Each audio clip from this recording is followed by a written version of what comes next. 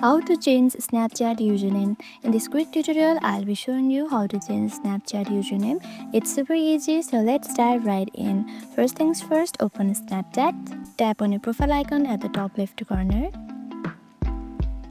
Once you are on your profile page, tap on this gear icon at the top right corner. Here you can see username right here. Tap on username. Now tap on username and tap on continue.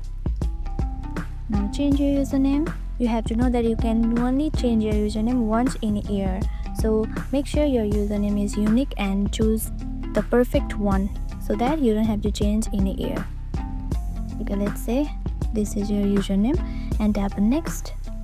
Now you have to enter your password of your account below. Enter your password. Now once you enter your password, tap on confirm.